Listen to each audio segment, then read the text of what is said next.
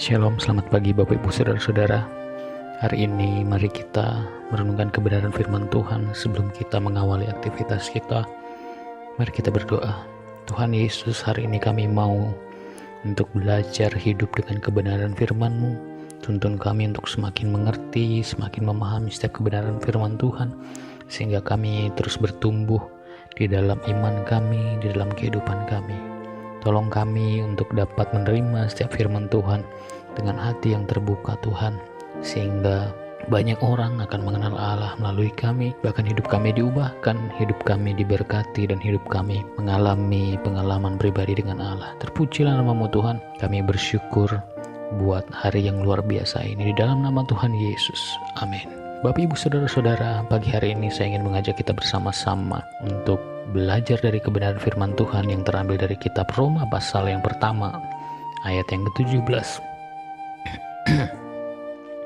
Roma pasal yang pertama ayat yang ke-17.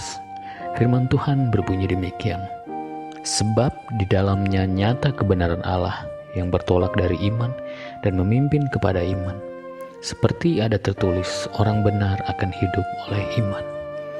Ya, Bapak Ibu Saudara-saudara, sebagai orang yang dibenarkan oleh Tuhan, maka kita tidak ada pilihan lain. Tentunya kita harus hidup dengan iman kita kepada Tuhan. Karena apa? Setiap orang yang percaya bahwa Yesus adalah Tuhan harus beriman dan mempercayai bahwa Yesus adalah Tuhan dan Juru Selamat untuk hidup mereka. Atau dengan perkataan lain, orang benar akan hidup kalau berjalan dengan iman. Kita tidak bisa hidup tanpa iman di dalam kehidupan kita. Kita selalu membutuhkan iman untuk dapat menyatakan kebesaran Tuhan. Orang benar tidak akan hidup dan berkemenangan kalau tidak hidup dengan iman. Hidup dengan imanlah yang menyebabkan kita berkenan di hadapan Tuhan. Dan dengan hidup dengan iman juga kita dapat melihat karya Allah yang luar biasa di dalam hidup kita. Nah, mengapa kita harus hidup oleh iman? Karena iman adalah pemberian Tuhan dan merupakan sebuah substansi di dalam kehidupan kekristenan kita. Kita tidak bisa memompa dan merekayasa iman atau memaksakannya tanpa adanya karya Roh Kudus di dalam hidup kita. Kita tidak bisa membuatnya seolah-olah kita mempunyainya tanpa ada karya Roh Kudus.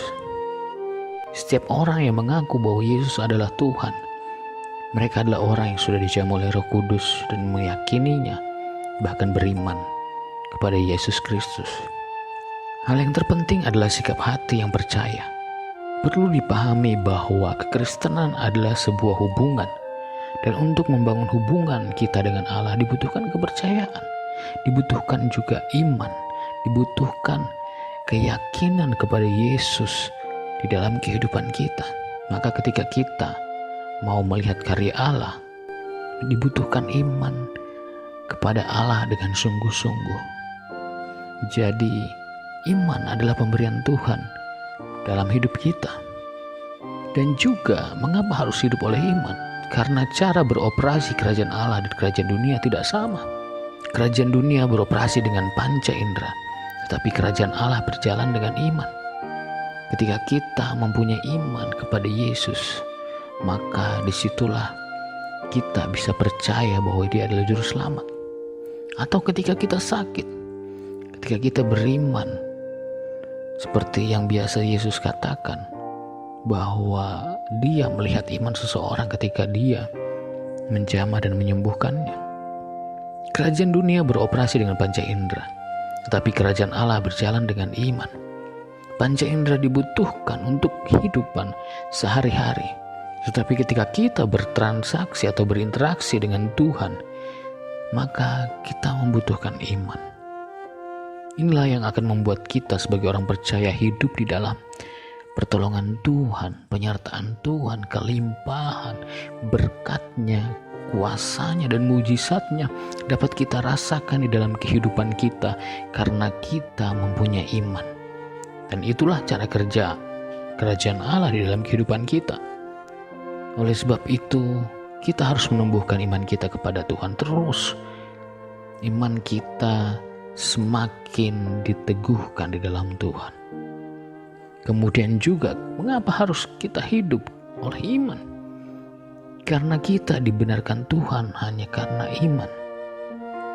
Kita yang tadinya berdosa, kita yang tadinya adalah orang-orang yang seharusnya dihukum, tetapi karena kita beriman kepadanya, maka kita dibenarkan. Pembenaran bukan dari perbuatan kita, tetapi dari iman kita kepada Yesus. Orang dapat memberikan sesuatu yang baik untuk Tuhan, namun Tuhan memperhitungkan iman. Persembahan Habel lebih baik daripada persembahan Kain. Mengapa? Karena iman. Habel telah mempersembahkan kepada Allah korban yang lebih baik daripada korban Kain. Oleh sebab itu, ketika kita membawa persembahan kita harus memberikannya berdasarkan iman, bukan berdasarkan kemampuan kita. Ketika kita memberinya kepada Tuhan, maka kita harus mempunyai iman yang tulus kepada Tuhan, yang sungguh-sungguh. Bisa saja kita memberi banyak tetapi tidak mempunyai iman dan rasa kasih kepada Tuhan. Bisa saja kita melayani di altar tetapi kita tidak punya kasih dan rasa tunduk kepada Tuhan dan iman kepada Tuhan. Bagaimana kehidupan saudara?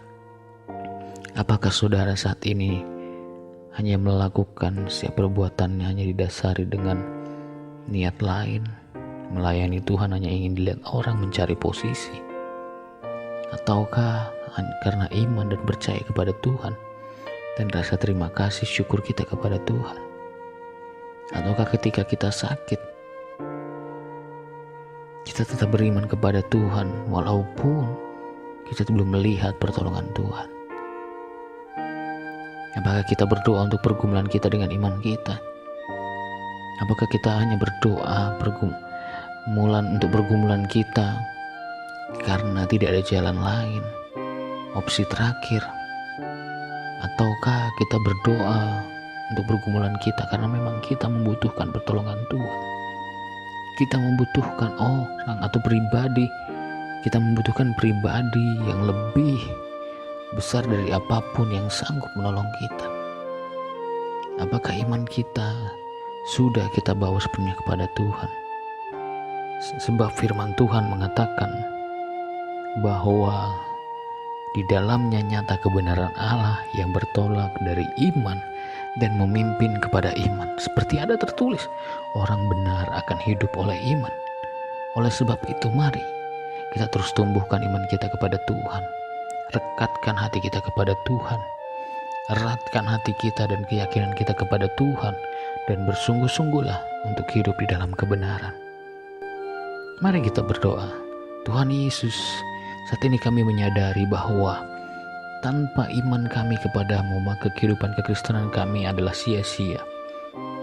Kami tidak dapat mempercayai atau kami tidak dapat menerima Engkau sebagai juru selamat tanpa adanya iman kepada Engkau ya Yesus. Bantu kami untuk kami diubahkan. Tolong kami untuk kami terus mengalami perubahan.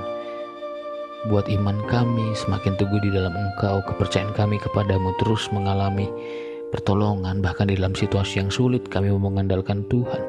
Ketika kami mempunyai permasalahan hidup, Tuhanlah yang menolong kami. Bahkan ketika kami sakit, Tuhanlah yang menyembuhkan kami. Ketika kami dalam pencobaan, Tuhanlah yang memberikan kami kekuatan karena Engkaulah sumber pengharapan. Iman kami tautkan kepadamu saja ya Bapa. Terima kasih Tuhan Yesus, kami bersyukur. Kami menyerahkan hari ini ke dalam tangan Tuhan. Apa yang kami kerjakan dengan tangan kami, Tuhan buat berhasil. Di dalam nama Tuhan Yesus, kami menyerahkan hidup kami hari ini dalam tangan.